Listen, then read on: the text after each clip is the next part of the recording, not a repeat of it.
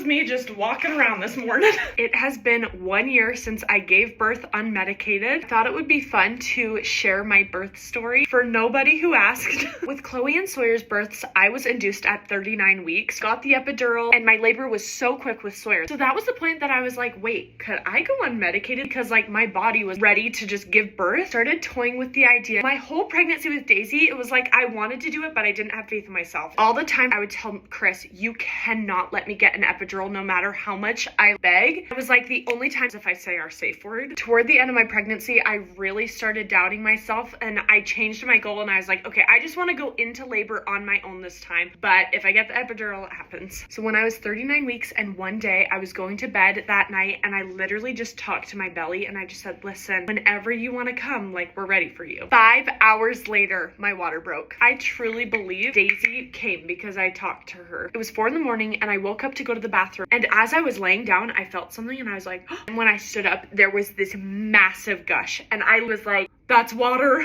My water had never broken on its own. So literally the most exciting thing ever. My contractions started. So I woke up Chris, called the hospital and they were like, hey, you can come in right away. So Chris and I got to the hospital. We checked in and they were like, are you planning on getting the epidural? And I was like, I don't know, maybe. The beginning of my labor was so easy. I was sitting watching Bridesmaids. I chose not to get any IV because I wanted to be able to walk around. I was like, Chris, like I feel like I need to focus and actually get my body to keep laboring because it wasn't progressing at all. I started walking and bouncing on the ball and then my contractions picked up. I would tell Chris to do counter pressure on my hips and then I would breathe in for 4 and then I would exhale for 6. That alone got me through my labor. Once I was dilated to a 7, it started getting so painful. The contractions were so bad. I was like, Chris, I'm probably getting the epidural. And he'd be like, no, you can do it. He was such a good cheerleader my whole labor. I told my nurse I need the epidural. She says the anesthesiologist is here. If you want the epidural, he has to come right now. Otherwise, you're gonna have to give birth without it. I looked at Chris and I said, what should I do? He said, you can do this. You do not need the epidural. I turned to the nurse and I said, how far am I from transition? Which is supposedly the hardest part, but it's like you're so close to giving birth, you might as well just hold on. She looked at me and she said, you're in transition. So that's when I was like, hey, we're doing this. I'm not getting the epidural. Any calmness I had during my whole labor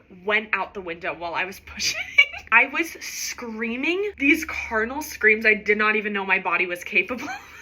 When Daisy was like ring of fire, which 100% is a real thing, I was like, get this baby out of me. That's when they were like, one more push. Just pushed my heart out and she was born. By far the best recovery I've ever had. I was just on a high for 3 weeks because I was like, I cannot believe I just did that. It was truly one of the best days of my life. Hope you guys have a great day.